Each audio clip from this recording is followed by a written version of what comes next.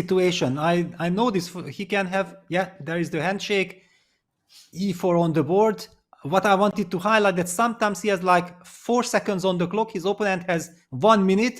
And if he believes that he has slight chance to continue the game, he continues with 2 or 4 seconds also to play for a win. And that's sort of tricky for players to manage because they often think, oh, my opponent's in time trouble, let me punish them. But Artemiev, Grishuk, all of these players, so good with just a few seconds on the clock. And both players here playing very quickly. In fact, Magnus has more time than he started with. What do you make of the opening here, Peter? Do you think it's more Magnus' style or Artemiev's? Oh. Well, it's kind of very funny that Magnus normally never allows the marshal, but he felt like, okay, against Vladislav, let me try. Will he dare to play d5? Vladislav took a little time. He paused for like 10 seconds, but nevertheless, he opted for d5. And Magnus declines the marshal. He does not take the pawn. He does not take the sacrifice. He goes d4 himself. This is quite an unorthodox way of fighting the marshal gambit. I like it though, because it's forcing Artemiev to think, and Magnus, when he's ahead in the clock, he often punishes you. So we see an isolated pawn for white, that d4 pawn. For black, you have this kind of backwards pawn on c7, which has a knight in front of it. So there's good control of squares for white, but there is the weakest pawn on the board for white, the isolated pawn in endgames. That will be a problematic piece. Well, it's all about how to develop your pieces. Yeah, I believe that if black is comfortably getting out, then it's all fine. The big question is, can you play the desired bishop g4 move, for example? Yeah, can you pin that knight? But what are the consequences? Artemiev goes for the solid bishop f6. Magnus blitzes out the move knight c3 instantly. That's the whole point of white's play.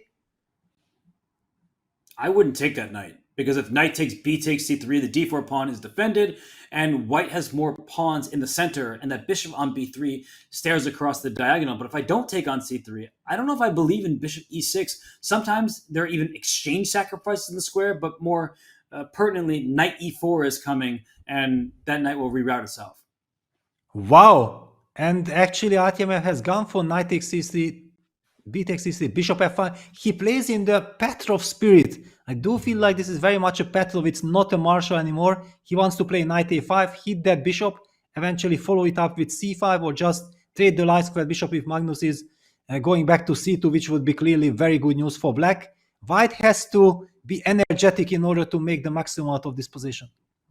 And they say you need plans in chess, but I'm worried about the slow plan. And it's not on the board, it's on the clock. Look at Artemiev's time, Peter. He's down to about 1 minute, 15 seconds compared to Magnus's 2 minutes and 40 seconds. You just can't give that much extra time to Magnus, perhaps unless you are Artemiev. As you said, he could play so well with no time on his clock. Yeah, exactly. I think that for Artemiev, it's very important to get his type of positions. And if he gets them, then he's not afraid being low on the clock. Yeah, Magnus goes bishop a3, trying to hit that rook on f8 and trying also to give black the opportunity to think, yeah, please burn some more time. Do you include the move knight takes b3? Or do you go rook e8? Finally, rook e8 is on the board. Queen d2 played by Magnus. Okay, but I'm not liking what Magnus is doing. I can just take and play queen d5. What's my problem? Magnus is playing for the clock at this stage. He's sensing that Artemiev, he is a little bit too methodical in his approach, but it is a good position for black, as you mentioned. We saw the trade on b3, but no follow-up just yet. It took him a few seconds to play queen d5. He has enough time, Peter, but I'm just getting concerned that if every move he's spending 3 seconds instead of responding instantly, that could get him in danger. Maybe, but I'm having this feeling that if we would ask now, we would have the chance to ask Vladislav, how do you feel about this? He would say, yes, I'm happy with my situation because with the black pieces, I have a perfectly normal position against Magnus. The clock I will handle somehow.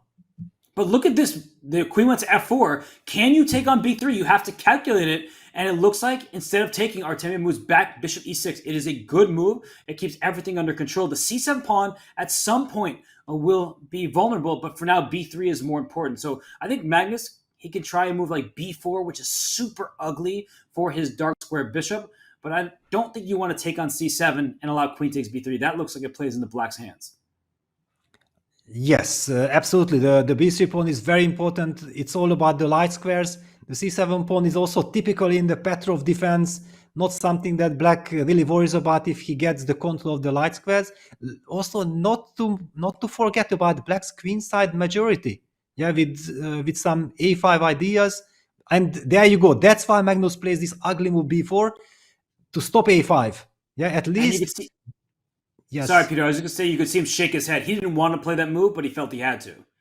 Yes, and that's the point. Yeah, after queen b3, he also has to fall back with his queen to c1, protecting the bishop on a3 and the pawn. On the other hand, the knight is ready to be re-employed.